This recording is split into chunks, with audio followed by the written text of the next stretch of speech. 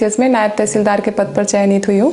मैंने अपने मेंस के कुछ नोट्स बनाए हुए हैं, जैसे GS2 का IR और सिक्योरिटी का नोट्स था, तो मैं बहुत शॉर्ट में बनाती थी। जैसे भारत फिलिस्तीन रिलेशन के लिए है, जो 1 पेज में है कि उनकी क्या बैकग्राउंड है, क्या उनकी पॉलिसी है, क्या तर्क है, क्या मुद्दे हैं। और उसके बाद जैसे UK आ गया तो क्या रोड मैप है, क्या उसका महत्व है, भारत के साथ क्या महत्व है। इस तरीके से मैं अपने हर कंट्री वाइज नोट्स बनाए मैंने, जैसे IR के लिए।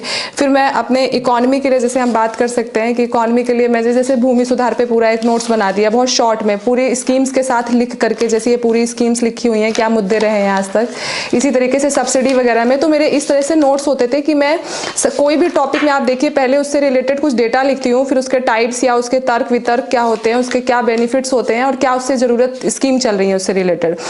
इसी तरीके से मेरा, जैसे आप आगे का नोट्स देखोगे, ये सोशल इशू का नोट्स है, तो मैं हर टॉपिक वाइज पॉपुलेशन का नोट्स, उसका कुछ डेटा, कुछ बेसिकली जो उससे रिलेटेड ऑर्गेनाइजेशंस होंगे वो क्या कह रहे हैं, क्या कारक हैं क्या। तो मैंने हर टेबल, आपने देखा होगा कि लगभग मैंने हर पेज में अपने कुछ ना कुछ ऐसे टेबल्स बनाई होंगी, ठीक है, कुछ ना कुछ ऐसे फ्लो चार्ट्स वगैरह बनाए होंगे, जिससे मैं उनको ज़्यादा अच्छे तरीके से बता सकूँ। क्योंकि हम लोग एक बार में लिखेंगे ना तो वो पूरा पढ़ेगा नहीं अच्छे से एग्जाम में, कॉपी चेक करने के लिए, है ना।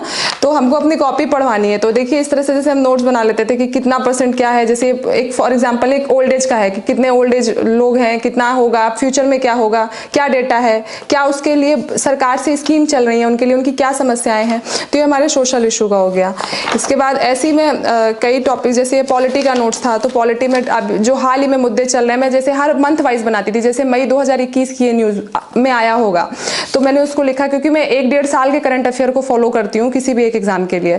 तो जैसे ट्रिब्यूनल से रिलेटेड क्या मुद्दे हैं, उसका कॉन्स्टिट्यूशन का स्टेटस क्या है, उसकी नीड क्या है, उसकी समस्याएं क्या है और आगे की राह क्या है, मतलब वे फॉरवर्ड क्या है। इसी तरीके से ऐसे कुछ डायग्राम्स बना लेती थी। MP लेट्स स्कीम पे हो गया, या फिर ये जैसे आप देख रहे होंगे, तो मैं इस टाइप की चीज़ों को हमेशा कोशिश करती थी कि कहीं ना कहीं बीच में कुछ ना कुछ एड ऑन कर सकूं। तो ऐसे मैंने अपने नोट्स को बनाया हुआ है।